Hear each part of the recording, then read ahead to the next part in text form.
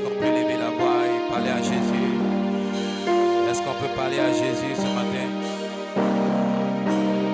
Est-ce qu'on peut parler à Jésus ce matin? Parlons à Jésus. Priez.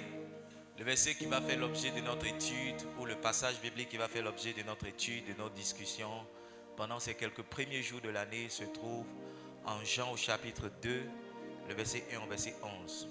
Ceux qui me suivent beaucoup sur les réseaux sociaux ont vu que j'ai commencé à partager certains mystères, certaines clés, certaines révélations qui vont nous bénir tout au long de ces premiers jours de l'année. Amen. Et j'ai bien aimé l'introduction de l'équipe de louange parce qu'ils sont dans l'esprit de ce que Dieu veut faire. La louange a commencé par un chant de miracle. Amen.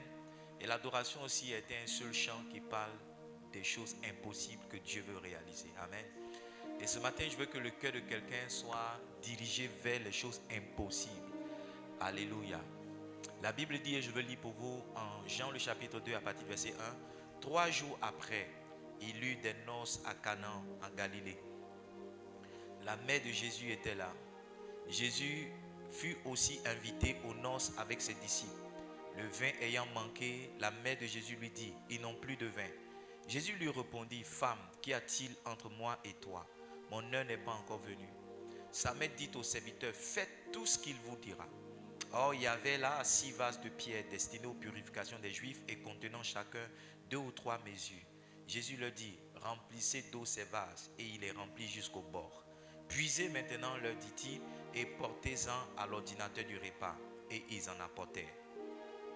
Quand l'ordonnateur du repas eut goûté l'eau changée en vin, ne sachant d'où venait ce vin, tandis que les serviteurs qui avaient puisé l'eau le savaient bien, il appela l'époux et lui dit, tout homme sait d'abord le bon vin, puis le moins bon après, qu'on sait enivrer. Toi, tu as gardé le bon jusqu'à présent.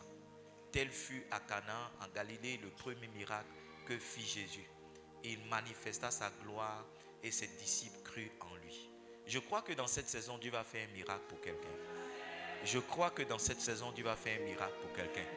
Je veux prophétiser sur la vie de 2 ou 3 personnes. Et je crois que cela va te suivre tout le temps, tout le reste de ton année et tout le reste de ta vie. Alléluia. Quand Jésus change l'eau en vin, il n'est pas en train de nous dire qu'on doit boire et s'enivrer d'alcool. Quand Jésus change l'eau en vin, il est en train de nous dire qu'il va nous donner dans cette saison les meilleures choses. L'ordonnateur du repas a dit, tout homme sait d'abord le vin le moins bon et garde le bon après qu'on... Tout homme sait d'abord le bon vin et garde ce qui est moins bon après qu'on se soit enivré. Il dit, mais toi tu as gardé le meilleur pour la fin. Je veux annoncer dans la vie de quelqu'un, cette semaine et tous les jours de cette année 2024, Dieu te donnera le meilleur. Je dis, Dieu te donnera le meilleur. Dieu te donnera le meilleur. Écoutez-moi bien. Les scientifiques disent que le vin devient bon avec le temps. En d'autres termes, plus un vin vieillit, plus il devient meilleur. Plus un vin vieillit, plus il devient meilleur. En d'autres termes, ça veut dire qu'il fallait beaucoup de temps pour que ce vin-là soit un bon vin. Ça veut dire quoi? Ça veut dire qu'en un temps record, Dieu peut donner à quelqu'un quelque chose qui est censé durer longtemps. Je ne sais pas qu'est-ce que tu as attendu longtemps. Ou je ne sais pas qu'est-ce qu'il faut longtemps pour arriver dans ta vie. Mais je suis en train de prier pour toi. Que Dieu t'accorde maintenant les choses que tu devrais recevoir 30 années après. Que Dieu t'accorde maintenant les choses que tu n'as pas reçues longtemps avant. Je dis que Dieu t'accorde maintenant les choses qui t'ont manqué. Que Dieu t'accorde maintenant les choses pour lesquelles tu avais besoin de temps. Est-ce que quelqu'un dit Amen? La mère de Jésus a dit ceci, ils n'ont plus de vin. En d'autres termes, il y avait quelque chose qui manquait pour que la fête soit belle, c'était le vin. Je veux prier pour 5 personnes, que tout ce qui a manqué à ta vie, que tout ce qui a manqué à ta vie, tout ce qui a manqué à ta vie maintenant, jusqu'à maintenant, en 2024, Dieu va te le donner. Je dis en 2024, Dieu va te l'accorder. En 2024, Dieu va te l'accorder. En 2024, Dieu va te l'accorder. En 2024, Dieu va te l'accorder. Je veux annoncer ceci. Vous savez, quand il manque quelque chose à votre fête, vous tombez dans la confusion. Quand les gens sont venus à votre fête qui n'ont pas bien mangé, il y a une forme de honte qui tombe sur vous. C'est pourquoi pour ne pas avoir honte, quelquefois on va s'endetter pour que les gens mangent à nos fêtes. C'est pas ça? Quelquefois pour ne pas avoir honte, on va s'endetter pour porter de bons vêtements. Ça veut dire que l'absence de certaines choses dans la vie de quelqu'un peut attirer une forme de confusion. Quand Jésus change l'eau en vin, il évite que la confusion tombe dans cette maison, dans cette noce et dans cette fête. Je veux prier pour quelqu'un. La confusion ne viendra pas sur toi. 2024, ce n'est pas l'année où tu seras confondu. 2024, ce n'est pas l'année où tu auras honte. 2024, ce n'est pas l'année où tu seras dans la confusion. Cette semaine même, Dieu va ôter toute forme de confusion au devant de toi. Je dis cette semaine, Dieu va ôter toute forme de confusion au devant de toi. Les choses que Dieu va te donner, ça sera des choses qui auront plus de valeur. Lève simplement les mains et commence à rendre grâce à Dieu. Tu peux toutes choses, Jésus.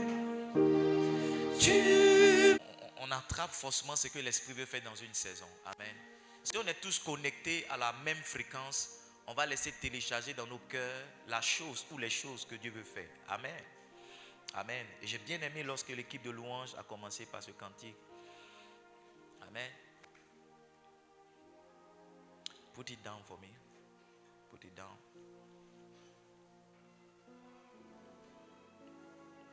Le deuxième but de mon message, c'est d'amener chacun à vivre les miracles au quotidien.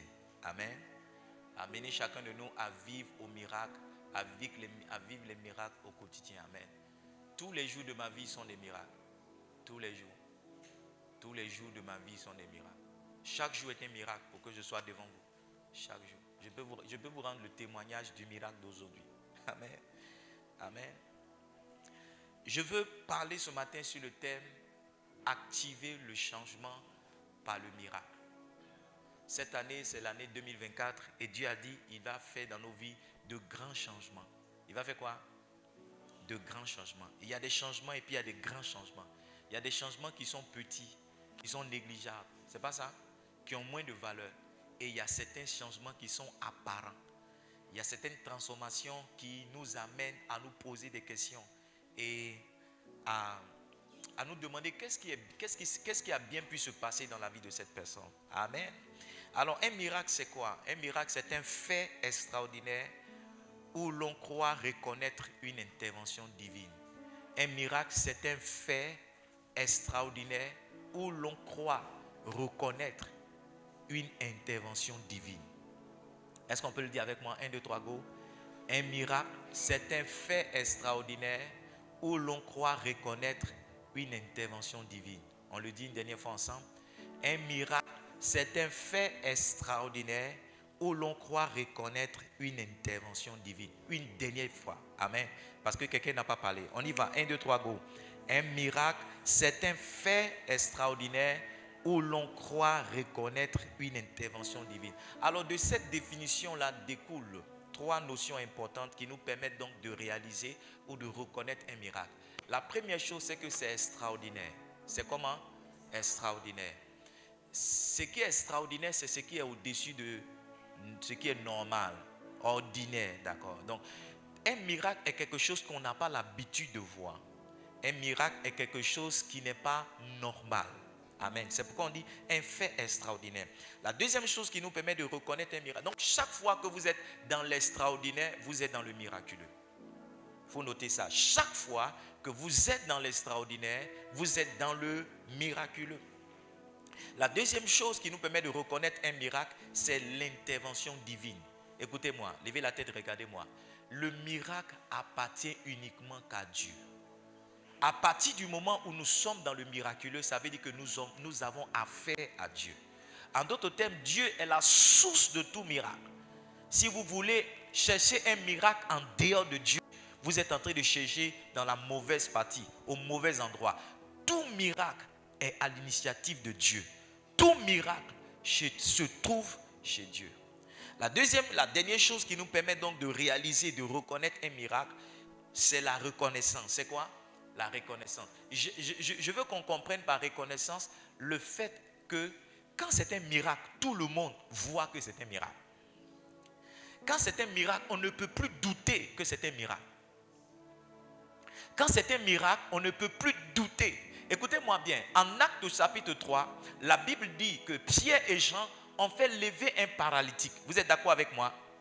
Et plus tard, le peuple a commencé à marcher après Pierre et Jean. Et Pierre et Jean leur enseignaient la parole. La Bible dit que le Sanhédrin s'est réuni. Le Sanhédrin avec quoi? Ils se sont réunis et ils ont commencé à menacer Pierre. Ils ont commencé à menacer Jean. Est-ce que vous êtes ici? Mais entre eux, ils se sont dit, nous ne pouvons pas douter quand même. Nous ne pouvons pas nier qu'un miracle vient d'avoir lieu. Pendant qu'ils disaient à Pierre et Jean de ne plus prêcher, ils se sont dit eux-mêmes, c'est vrai, nous allons interdire ces personnes-là de ne pas prêcher. Mais nous réalisons que quand même ce gars-là, c'est un miracle qui lui est arrivé. Donc, trois choses qui nous permettent de réaliser que quelque chose est un miracle. C'est que premièrement, c'est une chose extraordinaire. Quelque chose d'ordinaire n'est pas un miracle. Deuxième chose, c'est que Dieu y a son doigt. On voit le doigt de Dieu, on voit la main de Dieu. Et troisième chose, ça veut dire que la chose est sûre et reconnue par tout le monde. Écoutez-moi bien. Dieu n'a jamais fait un miracle qui est caché.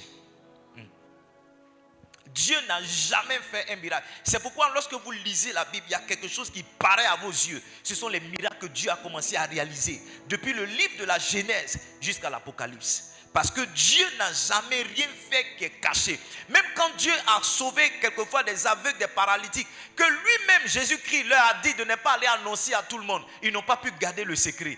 À peine ils sont quittés de sa présence, ils sont allés publier la chose qui leur sont arrivées. Les choses qui lui sont arrivées.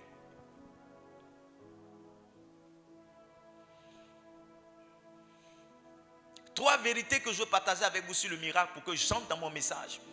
La première vérité est la suivante. Vous savez, quand on lit l'histoire comme celle de Jean, le chapitre 2, le verset 11 qu'on vient de lire, quelquefois on se pose la question, Dieu fait-il encore des miracles?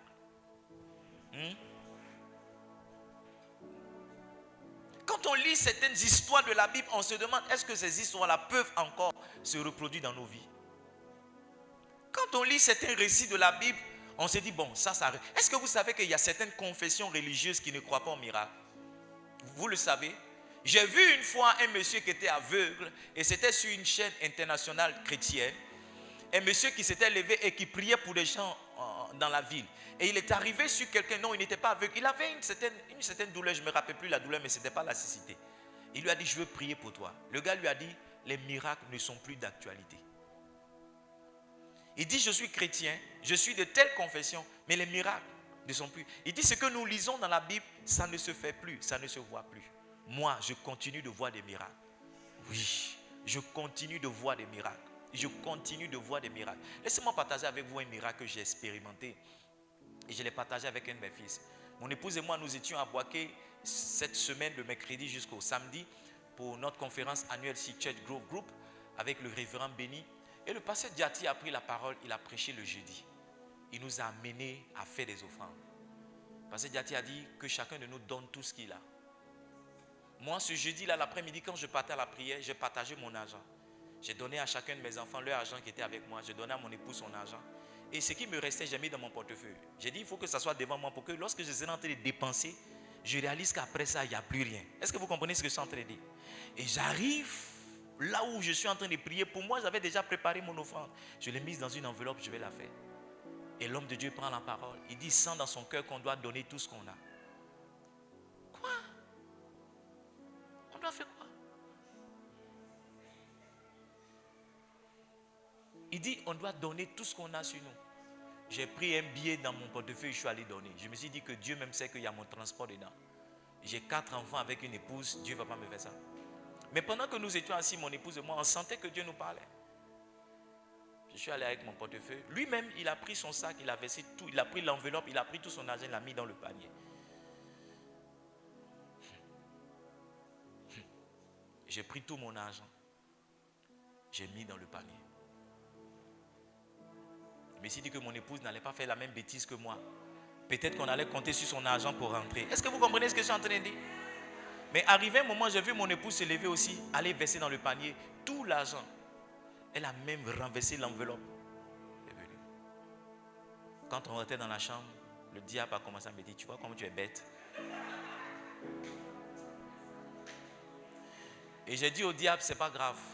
Comme j'ai partagé l'argent à mes enfants, je vais récupérer ça avec eux. Et je leur dis qu'arrivé à Dabou, je vais leur retourner leur argent. Mais pendant que je prenais ma douche, j'ai dit dans mon cœur, comme l'homme de Dieu a dit, je viens de multiplier mon argent. Et le lendemain matin, je suis allé, parce que la conférence continuait, on n'avait plus d'offrande. Et on est parti s'asseoir. Pendant que j'étais assis, j'ai juste reçu un dépôt. Yes. Yes. Et j'ai montré le message à mon voisin de derrière. J'ai dit, regarde ce que Dieu vient de faire. Regarde ce que Dieu vient de faire. Regarde ce que Dieu vient de faire. Les miracles sont encore d'actualité. Les miracles sont encore d'actualité. Les miracles ne sont que miracles pour ceux qui sont de l'extérieur. Mais ceux qui sont à l'intérieur, c'est une chose normale. Voici la première vérité que je veux que tu notes. En fait, le miracle dont on parle là, c'est ceux qui sont dehors, qui pensent que c'est un miracle. Mais pour nous qui vivons avec le Seigneur, c'est ce qui est tout à fait naturel. Je suis en train de vous dire que quelqu'un qui marche avec Jésus, les choses naturelles, les choses normales qui lui arrivent sont anormales pour les autres. Quelqu'un qui marche avec Jésus, les choses qui sont ordinaires pour lui sont des choses qui sont extraordinaires pour d'autres personnes. Combien de fois j'ai été visité financièrement comme ça de façon miraculeuse? C'est tous les jours. C'est tous les jours. Je vous dis la vérité. C'est tous les jours que je suis visité comme ça. Donc pour moi, ce qui est normal, c'est que tous les jours, mon argent vienne de façon miraculeuse.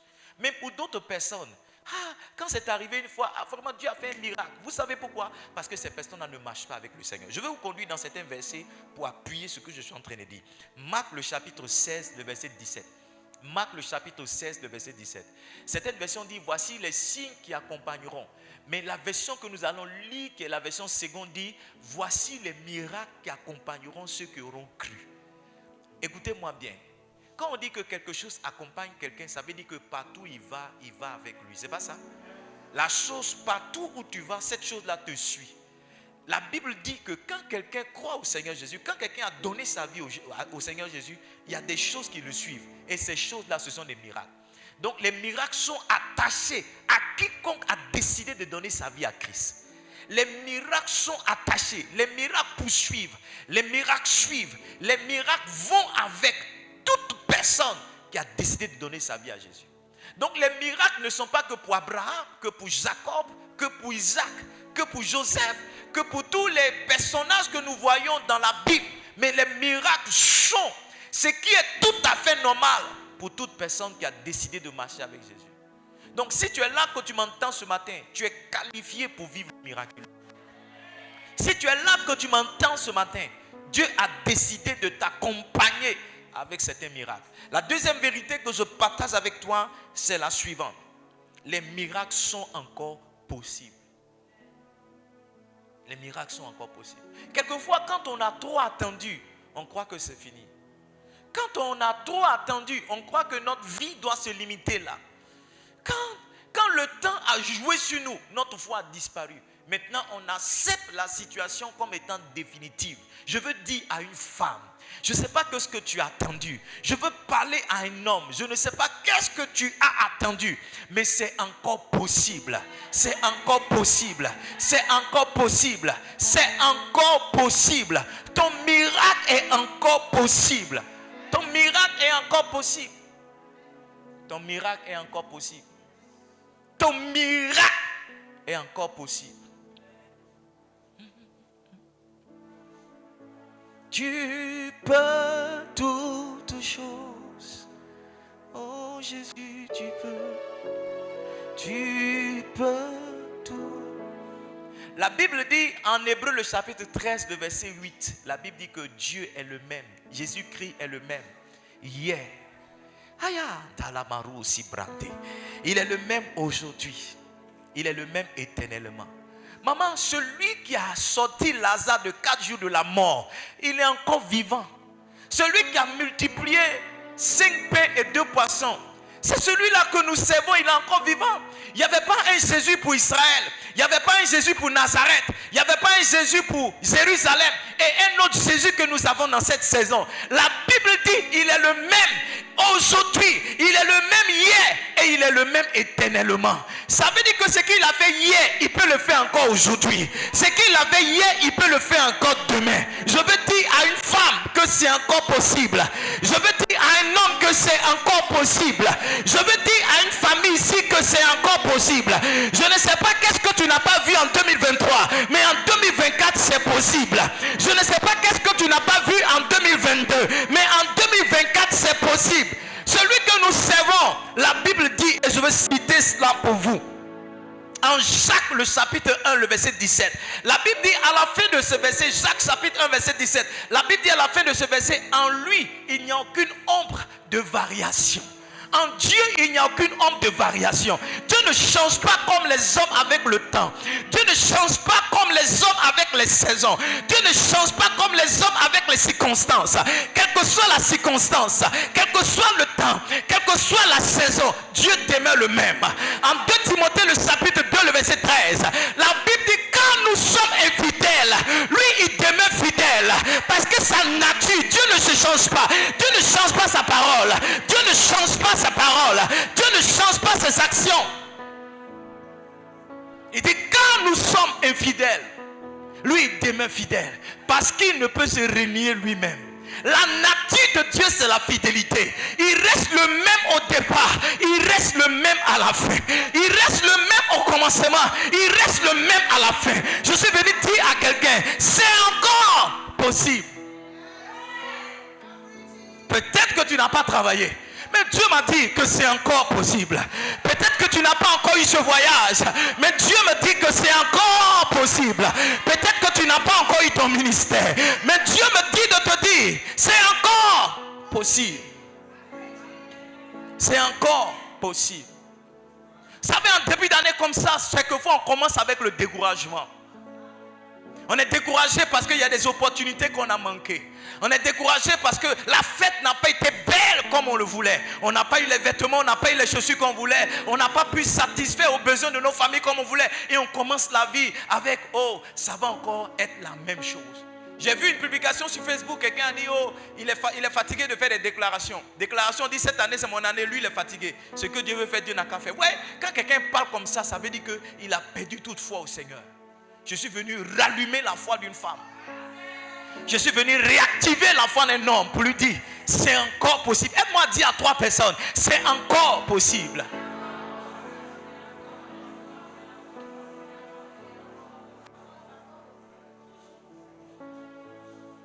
Tu peux toutes choses, oh Jésus.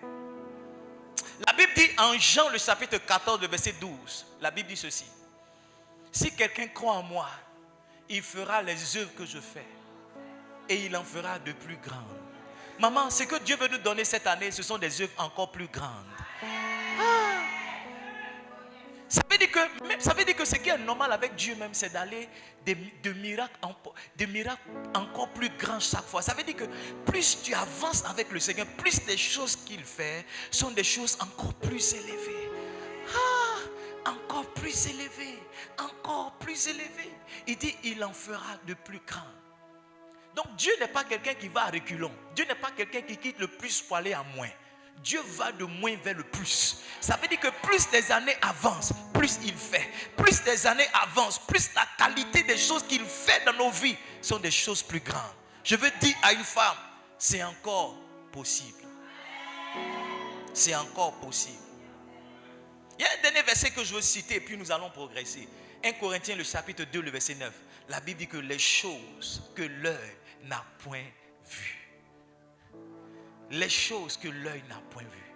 Les choses dont l'oreille n'a point entendu parler.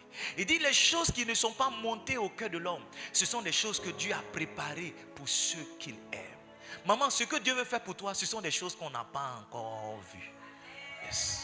Ce que Dieu veut faire pour toi, c'est des choses dont on n'a point. Tu vois, il y a des témoignages dont on a déjà entendu parler. Il y a certaines choses qu'on a déjà réalisées. Il y a certaines choses qu'on a déjà vues. Mais les choses qui sont en train d'arriver, je le sens profondément dans mon cœur. Ce sont des choses que l'œil n'a point vues.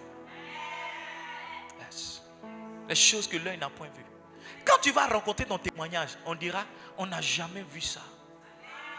Quand tu vas raconter ton témoignage, on dira, On a entendu des choses, mais ça là, c'est notre première fois d'entendre. Quand tu vas raconter ton témoignage, quelqu'un va dire, mais est-ce qu'un homme a déjà pensé que ça pouvait fonctionner comme ça? Le centenier, il a dit à Jésus, tu n'as pas besoin d'arriver chez moi. Tu peux seulement juste parler. Personne n'avait avant lui pensé que le Seigneur pouvait agir comme ça. Jairus est parti chercher Jésus pour dire, Jésus, viens chez moi. La Bible dit qu'ils sont allés aussi chercher pour Tabitha Pierre, pour dire, Pierre, viens. Mais le centenier nous a dit que Jésus n'a pas besoin de venir. Il peut simplement parler. Il peut simplement parler. C'est encore possible. Moi, je crois jusqu'à ma mort que c'est encore possible. Je crois jusqu'à ma mort que c'est encore possible. C'est encore possible.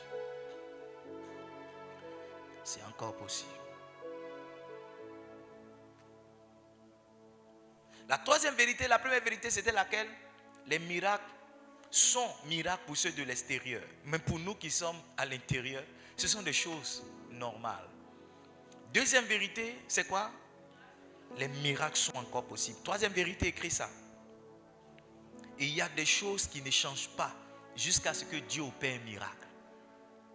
Et il y a certains changements qui ne sont la conséquence que du miraculeux. Il y a certaines choses qui ne changent pas jusqu'à ce que Dieu fasse quoi? Dieu opère un miracle. La Bible dit, la femme qui perdait le sang, elle a perdu le sang pendant 12 ans. La Bible dit que celui qui était à la piscine de Bethesda, en Jean le chapitre 5, la Bible dit qu'il y était depuis 38 ans. Voyez-vous, 12 années, 38 ans, ce n'est pas des petites périodes, ce n'est pas des petits temps. Essaie d'enlever 12 années dans ta vie, tu verras. Essaie d'enlever 38 ans. Est-ce que tu as vécu 38 ans? La maladie de quelqu'un a duré 38 ans. La souffrance d'une femme a duré 12 ans. Mais voyez-vous, ces deux maladies se sont arrêtées dans la vie de ces deux personnes parce que le Seigneur a fait intervenir le miracle. Je suis en train de parler à la vie de quelqu'un. Dieu va faire intervenir le miracle pour que tu voies cette situation-là changer. J'ai dit Dieu va faire intervenir le miracle pour que tu voies cette situation-là changer. Donne-moi un bon amen si je parle de toi. Yes. Si Dieu dit qu'il va provoquer dans nos vies de grands changements, ça veut dire qu'il va susciter dans nos vies beaucoup de miracles. Et j'ouvre mon cœur parce que Dieu va faire pour nous beaucoup de miracles. Dieu va faire pour moi beaucoup de miracles. Dieu va faire pour moi beaucoup de miracles. Dieu va faire pour moi beaucoup de miracles. Yes. Dieu va faire pour moi beaucoup de miracles. Dieu va faire pour moi beaucoup de miracles.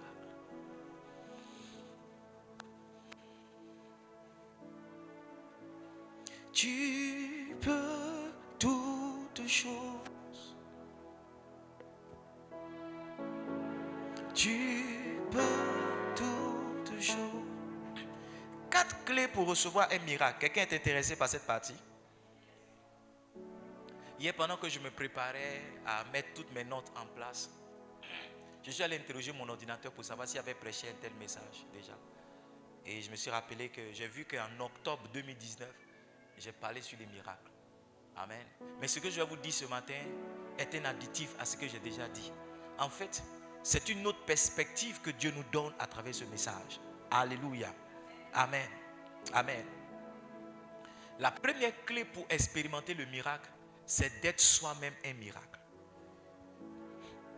La première clé pour expérimenter le miracle, c'est quoi? Être soi-même. Donc, écrit, soyez un miracle. C'est pourquoi le chant dit, appelez-moi miracle. Appelez-moi miracle. Appelez-moi miracle. C'est mon nouveau. Tu vois, la chanson dit, il faut que moi-même vous m'appelez miracle. C'est pas que Dieu, moi-même je suis un miracle. Est-ce que quelqu'un comprend? Yes. La première clé. Et cette clé elle est très importante. Pourquoi? Parce qu'elle va vous permettre de vivre le miracle au quotidien. C'est pas que quelquefois vous allez vivre des miracles, ça et là, mais vous allez vivre au quotidien des miracles. Alléluia. Amen. Amen. Jean chapitre 2 verset 11. On va comprendre quand je vais donner ce passage. Jean chapitre 2 verset 11.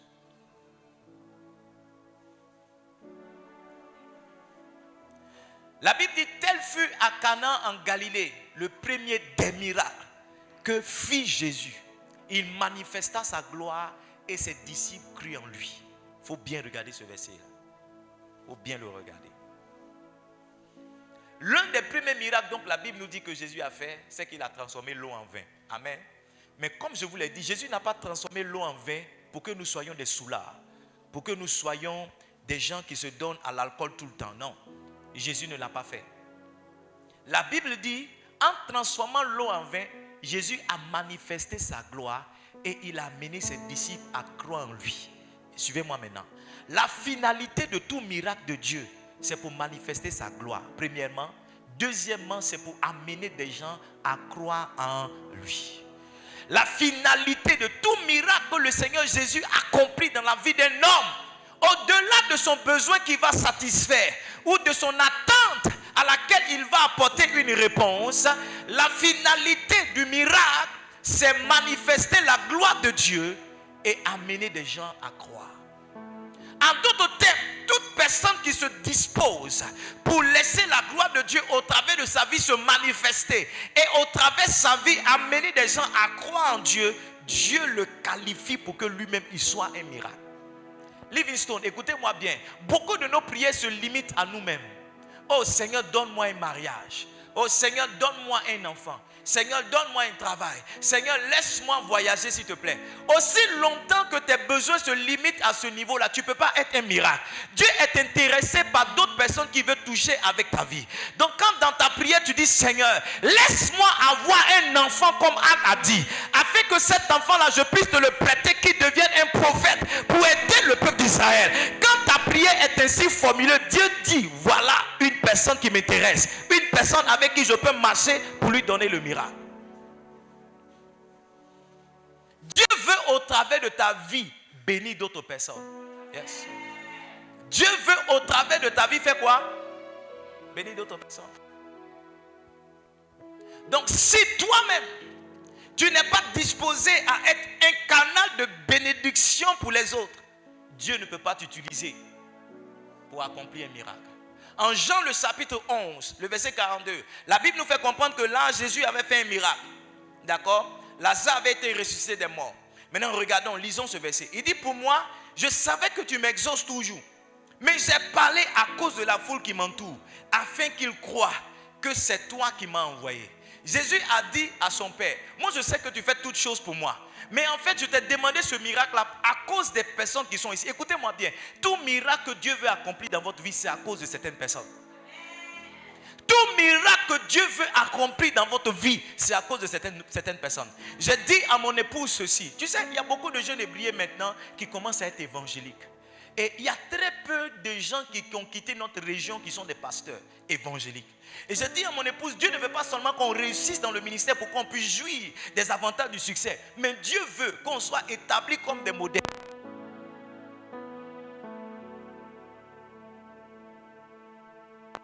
Il puisse dire, il y a Edmond et il y a Diane aussi, qui ont quitté toute la tradition, qui ont quitté toutes les menaces et qui ont décidé de servir Dieu, qui sont en train de réussir. Donc au-delà de mon succès, je permets à Dieu aussi de toucher d'autres personnes. Yes. Nous en général, on veut les choses que pour nous. On veut un bon salaire pour nous. On veut une bonne femme pour nous. On veut une bonne voiture pour nous. On veut une bonne maison pour nous. Tout se limite à nous. Écoutez-moi, si tout ce que vous voulez se limite à vous, vous n'êtes pas encore qualifié pour être un miracle entre les mains du Seigneur. Dieu veut utiliser ton histoire pour gagner les jeunes filles de ton âge. Dieu veut utiliser ton histoire même pour gagner tes propres parents. Dieu veut utiliser ton histoire pour sauver beaucoup de vies. Yes. Yes. Tu peux toutes choses. Alors, comment se positionner pour être un miracle? 5 clés rapidement qui vont vous aider. Comment se positionner pour être quoi? Comment se positionner pour être un miracle? Comment tu peux te positionner pour être un miracle? La première clé, c'est d'offrir aux autres la direction. C'est de faire quoi? C'est de faire quoi? Yes. Offrez aux autres une orientation. En d'autres termes, soyez celui-là qui conduit les autres. L'orientation, c'est une forme de leadership. Yes. Cette semaine, quand nous sommes allés à Boaké, Dieu nous a fait la grâce. On est parti avec 2 couples pasteurs de Dabo. J'ai encouragé 2 couples qui se sont inscrits comme nous, qui sont partis. On leur a offert une orientation. Quand ils sont venus, ils m'ont appelé. Avant eux, il y avait un premier couple qui était parti déjà avec nous. Ils ont été tellement bénis par la conférence. Ils m'ont appelé pour dire, pasteur, je leur ai dit, excusez-moi pour tout ce qui n'a pas marché. Ils ont dit, non, tout a marché. Et ils disent, on a même reçu un Macarios cadeau. L'hôtel dans lequel on a dormi. Les paroles qu'on a entendues. Vous pensez que moi, je peux donner aux autres une orientation pour être béni? Et moi-même, Dieu ne me bénira pas pour que j'aille. Quiconque est prêt à montrer un chemin, Dieu est prêt à le faire passer par le même chemin d'abord. Quiconque est prêt à montrer quelque chose qui marche, Dieu va faire marcher cette chose-là dans sa vie d'abord. Yes. Quiconque est prêt à dire aux autres ça marche, Dieu va permettre que ça marche dans sa vie d'abord avant que les autres le reçoivent. Quiconque est prêt à partager à certaines personnes l'orientation, je suis passé par là, je suis passé par ici, Dieu est prêt à le bénir d'abord. Dieu est prêt. Donc tu te positionnes pour être un miracle lorsque tu acceptes d'orienter les gens, tu acceptes de donner de la direction à certaines personnes. C'est pourquoi vous allez voir que beaucoup de leaders sont bénis. Parce que Dieu fait avec eux d'abord ce qu'ils sont prêts à partager avec les autres. La deuxième clé, je ne sais pas pourquoi beaucoup de personnes dorment ce matin, mais honorez ma prédication et faites l'effort de ne pas dormir. Jean chapitre 2, le verset 2.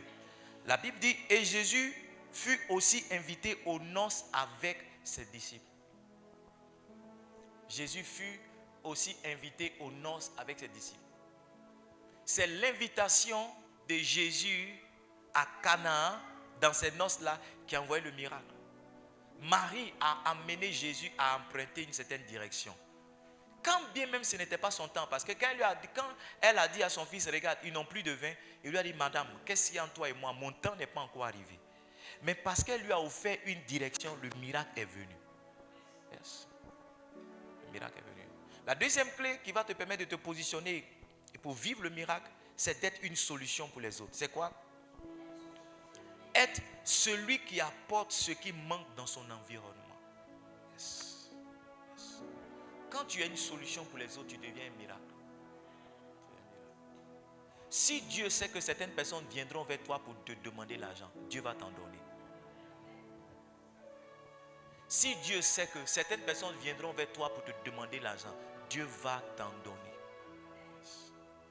Quand tu décides d'être une solution pour les autres, Dieu t'utilise comme un miracle. Yes. Yes. Quand tu décides d'apporter un problème aux difficultés que les autres vivent, Livingstone, laissez-moi descendre pour vous dire cette partie-là. Après la disparition de Jésus, on n'a pas entendu parler de la résurrection de quelqu'un, si ce n'a été Tabitha. Et pourquoi on a ressuscité Tabitha? La Bible dit que c'est celle-là qui s'occupait des pauvres. Je pense que ça aurait été quelqu'un d'autre, Pierre a dit qu'il est fatigué. Je pense que ça aurait été quelqu'un d'autre, peut-être même Pierre a dit non, il n'est pas disponible.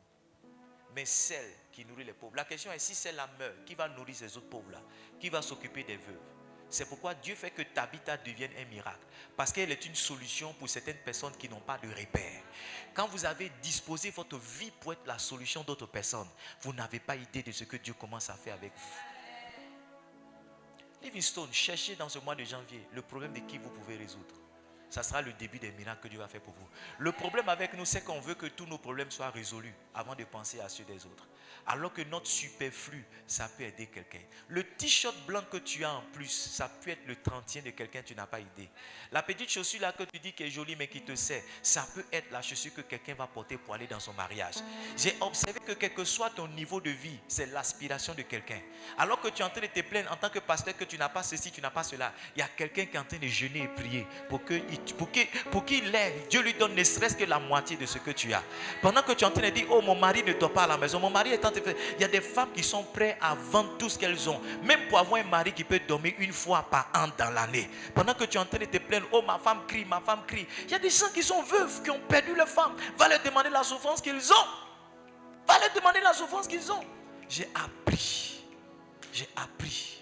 que lorsque tu décides d'être une solution pour les autres, en ne regardant pas ce qui te manque, en ne regardant pas ce par quoi tu souffres, tu deviens un miracle pour le Seigneur. Yes. Tu deviens un miracle pour le Seigneur. Tu deviens un miracle pour le Seigneur. Tu deviens un miracle lorsque ta vie est une solution pour les autres. Tu deviens un miracle lorsque ta vie offre une direction pour les autres. Tu deviens un miracle lorsque ta vie est une solution pour les autres. Yes. La vie est une solution. Il y a des gens qui ne jurent que par toi. Prie pour toi. Seigneur, garde Edmond. Parce que si Edmond n'est pas là, qui va me donner à manger? Qui va me donner à boire? Qui va s'occuper de mon arrière-petit-fils qui est là? Garde-le. Il y a certaines personnes qui ne peuvent pas t'exprimer en retour la reconnaissance par de l'argent ou bien par des remerciements, mais qui sont dans le secret et qui prient pour toi. Qui prient pour toi. Livingstone, il y a les biens que nous faisons qui nous gardent en vie. Yes. Parce que nos réels intercesseurs, je crois, ce sont des gens qui ont bénéficié un jour de notre bienfait. Ce sont nos réels intercesseurs. Sinon, c'est toujours un fardeau pour quelqu'un à qui tu n'as rien donné de prier pour toi. Mais quelqu'un pour qui tu étais une solution, quelqu'un pour qui tu étais une bénédiction, se met à genoux et dit, Seigneur, n'oublie pas ce monsieur. N'oublie pas cette dame. N'oublie pas. La question que je posais à quelqu'un, est-ce que ta vie est une solution pour quelqu'un? Est-ce que ta vie est une solution pour quelqu'un? Est-ce que ta vie est une solution pour ta maman? Parce que tu sais, si ta vie est une solution pour ta maman ne va pas prendre une servante. Parce qu'elle va dire, ma fille est là. Elle peut m'aider dans les tâches. Tu peux toutes choses. Assieds-toi une minute.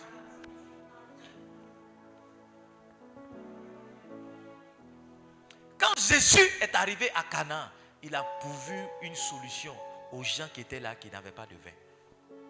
Yes. La troisième clé qui va t'aider à être toi-même un miracle, c'est d'offrir aux autres la transformation. Quand je dis transformation, vous êtes celui qui apporte un changement à la vie de certaines personnes. Un de mes fils m'a écrit, le premier ou le 2, je ne sais pas, ça m'a tellement touché. Il dit, papa, grâce à tes conseils, mon foyer a changé. Ça m'a touché profondément. Il dit, grâce à tes conseils. Grâce à tes conseils. Je suis un miracle parce que mes conseils ont provoqué un changement dans la vie de quelqu'un. Yes. Vous êtes un miracle lorsque vous produisez des changements dans la vie de certaines personnes.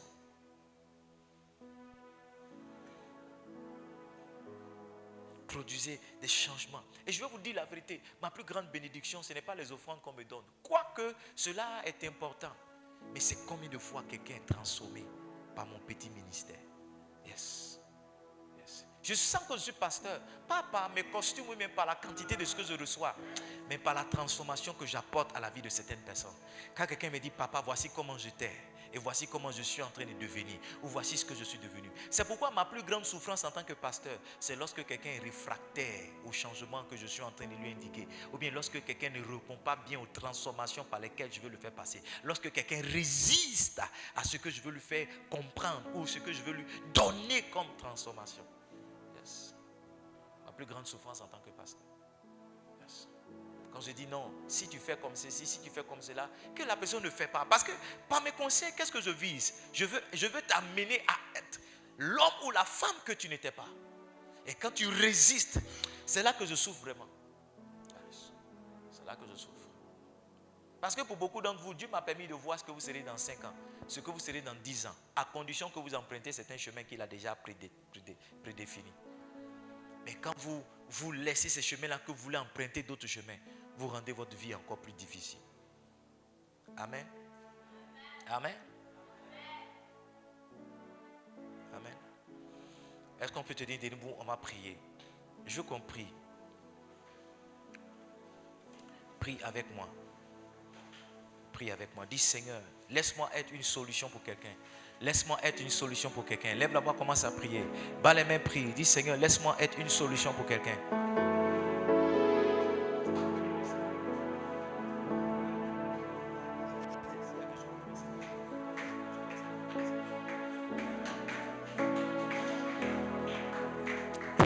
s'il te plaît. Prie au nom de Jésus.